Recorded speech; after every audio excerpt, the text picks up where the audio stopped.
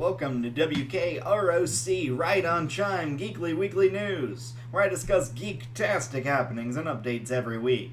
This is Chime, bringing you all news and no fluff, so you can know what's happening now in the world of geek, live on Twitch, and then not so live on YouTube. Lemony Snicket's A Series of Unfortunate Events is due to get a Netflix adaptation, having been announced as getting a full 13-episode season. But the real news is that the main antagonist, Count Olaf, is due to be played by a very fortunate actor, Neil Patrick Harris. NPH is famous for many roles, including How I Met Your Mother and Dr. Doogie Howser, but is famous in the geek community from Starship Troopers and portraying Dr. Horrible in Dr. Horrible's Sing-Along blog. The last actor to portray Count Olaf was Jim Carrey in the movie adaptation. Netflix has also announced a revival of a classic series as a movie, Peewees Big Holiday. Paul Reubens is set to reprise his long-standing role of Pee Wee Herman. No details on story, but the Judd Apatow-produced movie will be available March 18th, the same day as Netflix's own Daredevil Season 2 is due to come out.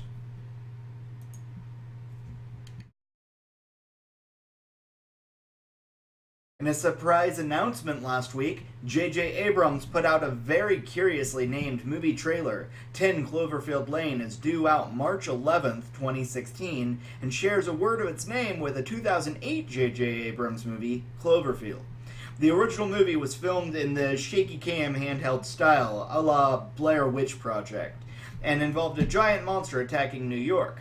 This new movie is filmed in a straightforward style and seems to be about someone getting in a car accident and being taken in by a survivalist that lives in a bunker, played by John Goodman, that claims that the nuclear holocaust has come and it's unsafe out there.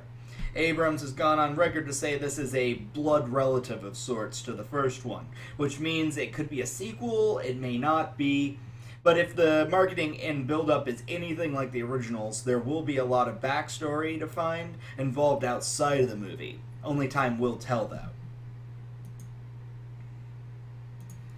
In other news, Star Wars, of course, Disney has announced that Star Wars Episode 8 has been delayed. Not too long, though, but it did move from the summer of 2017 all the way back to December 15th, 2017.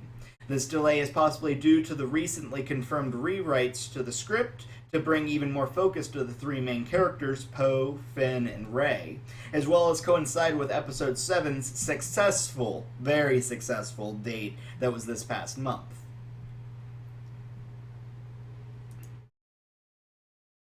In video game news, the announcement trailer for Mortal Kombat XL came out yesterday. This seems to be a full collection of the game and all of the current downloadable content packs for Mortal Kombat X, including the newest additions up to Combat Pack 2, all the way back to Goro add-on and any of the skin packs in the past. This would be the definitive version for all players that haven't gotten the game yet or want all of the DLC. This version will only be available for Xbox One and PlayStation 4. As for PC players, NetherRealm Studios has decided to stop all production on DLC for PC gamers, which the newest Combat Pack 2 will also not be available.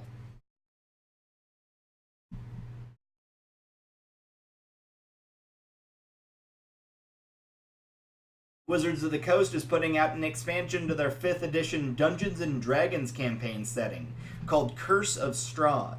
In their classic Ravenloft and other AD&D stories, D&D introduced Strahd von Zarovich, a vampire lord of Castle Ravenloft that causes havoc to the adventurers in the other modules. This is actually going to be coming out here in the next couple of months, so keep an eye out because this will be a great addition to the current campaigns. Let's get dangerous. Darkwing Duck is back. Debuting in April, an ongoing comic book series is due to continue the stories of the 1991 cartoon Disney's Darkwing Duck, as well as Launchpad McQuack and Gosselin. Some of the creative team has had experience with this IP back in 2011 when they did a Boom series of Darkwing Duck comics as well.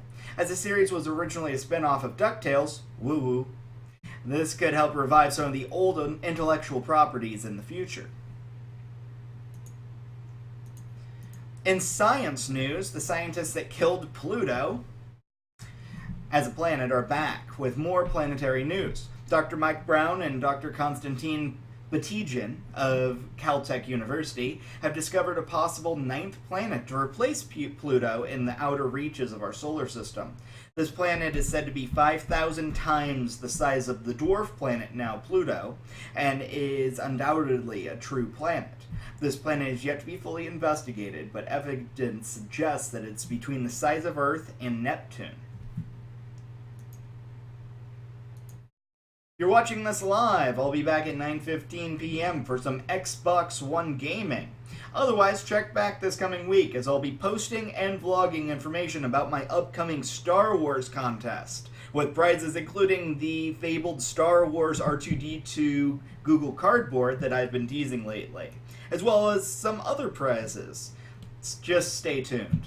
Otherwise, this has been Right on Chime, Geekly Weekly News. And as always, chime on, folks.